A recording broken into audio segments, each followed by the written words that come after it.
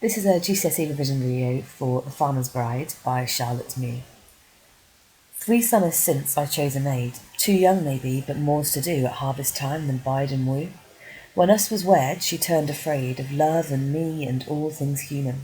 Like the shut of a winter's day, her smile went out, and 'twasn't a woman, more like a little frightened fay. One night, in the fall, she runned away. Out among the sheep her be, they said, should properly have been a bed. But sure enough she wasn't there, lying awake with her wide brown stare. So over 7-acre field and up along across the down we chased her, flying like a hare before our lanterns, to Churchtown. All in a shiver and a scare we caught her, fetched her home at last, and turned the key upon her fast. She does the work about the house as well as most, but like a mouse, happy enough to chat and play with birds and rabbits and such as they, so long as menfolk keep away. Not near, her eyes beseech when one of us comes within reach. The women say that beasts in stall look round like children at her call. I've hardly heard her speak at all. Shy as a leveret, swift as he, straight and slight as a young larch tree, sweet as the first wild violet she, to her wild self, but what to me? The short days shorten and the oaks are brown, the blue smoke rises to the low grey sky. One leaf in the still air falls slowly down, and magpies' spotted feathers lie on the black earth spread white with rime. The berries redden up to Christmas time. What's Christmas time without there be some other in the house than we? She sleeps up in the attic there, alone, poor maid. 'Tis but a stair betwixt us. Oh, my God, the down, the soft young down of her, the brown of her, her eyes, her hair. So what's it all about? It's a poem narrated by the farmer in the title, The Farmer's Bride, describing his relationship with her and how she is scared of men and of him. He's been married for 3 years, as detailed in the first line, and he describes the state of their relationship and how they're not intimate and they don't share a physical relationship. And the tone is very honest and matter of fact, but by the end of the poem there's this sinister suggestion that he will not be able to resist taking her by force. The poem is mostly written in iambic tetrameter, so that is 8 syllables per line, in a kind of heartbeat rhythm, da-dum, da-dum, da-dum, da-dum, and this gives the poem a story-like rhythm and tone. The poem is a dramatic monologue, which is where you have the perspective of one character narrating the poem, and it's from the farmer's perspective. The farmer's bride is never named, nor does she speak. She's merely defined by her relationship to the speaker. She's defined as his bride and isn't given a proper name. So 3 summers since, he's been married for 3 years. I chose a maid implies that she might not have had much choice in the matter. He's the one with the agency, he's the one that's doing the choosing. He does admit that she's younger, and perhaps therefore she's unprepared for marriage.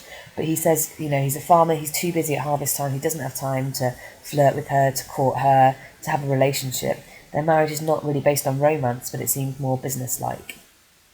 You've got the colloquial phrases that make the character and the story more realistic. So things like, instead of saying when we were wed, when us was wed, and instead of saying she ran away, she runned away. And that creates this local dialect that really makes the character seem more personable, and makes it seem more realistic. The repetition of and in between each of these things elongates the phrase, makes it longer, and emphasises her fear. So of love and me and all things human. So it suggests just how scared she is.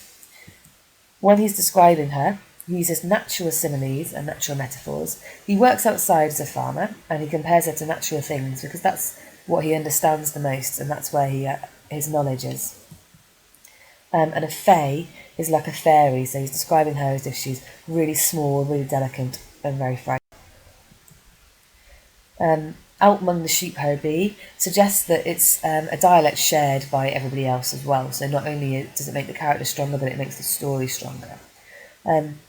Should properly have been a bed. He resents that she is not in bed with him and they don't have this physical relationship. And he thinks that that's what husband and wife should do. And he doesn't really understand why she doesn't want to do that. There's natural imagery in this stanza that compares her to a rabbit, and that suggests that she's vulnerable and hunted, and she literally is hunted later on in this stanza. So we chased her, showing that they're actually pursuing her physically, with the use of we suggesting that everybody believes her behaviour is abnormal, and the whole village or the whole area are chasing her. All in a shiver, a scare. This is like an animal again, but it's her fear being shown physically. And she's trapped in the relationship and treated and described like an animal. So they physically lock her up, turning the key upon her. They make sure she's not going to escape, just as they would do an animal. She does the work about the house, suggests that she's not neglecting her other wifely duties, but it kind of makes you think about the one that he feels she is neglecting, which is sleeping with him and providing him with children. Again, when she's described like a mouse, she's described as a small, timid creature that's often seen as prey by other animals. It makes her seem more vulnerable. She's more comfortable with the animals than the men, and this seems to make him jealous. And just like the bride remains nameless, she also remains voiceless in the poem. It's only her eyes that speak. And the italics in the last line contrast her reaction to the animals with her reaction to him. And the italics suggest he feels mistreated and he resents the fact that she talks to the animals but not to him. This 4-line stanza is much shorter than the rest, so it does stand out.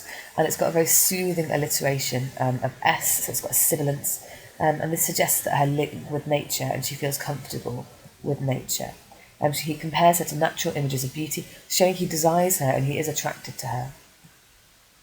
And the rhetorical question in the last line shows his confusion and his irritation. So this is what she's like with nature, but what about me?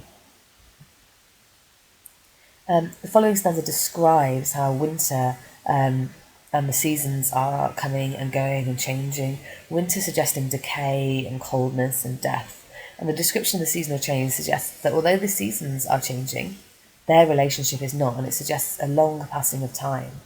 The leaf that's falling slowly down is symbolic of his falling hope.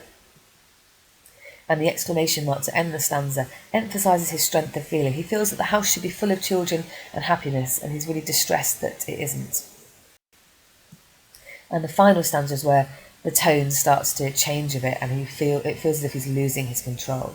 So the positioning of alone at the beginning of the line emphasises her loneliness, but it also suggests her vulnerability and the fact that she is going to be powerless to stop him should he change his mind and decide that he's physically going to force himself upon her. Poor Maid is sympathetic, but at the same time suggesting that she is still a maid, she is still a virgin, and therefore they haven't consummated their marriage and they haven't slept together. The enjambment in this stanza suggests that his structure and control that he's shown throughout the rest of the poem is beginning to break down. But a stare emphasises her physical presence as well. She's really close to him, even though emotionally they're not connected at all. She's still described as an animal, even in this stanza, having down, and that seems to be almost part of the attraction for him.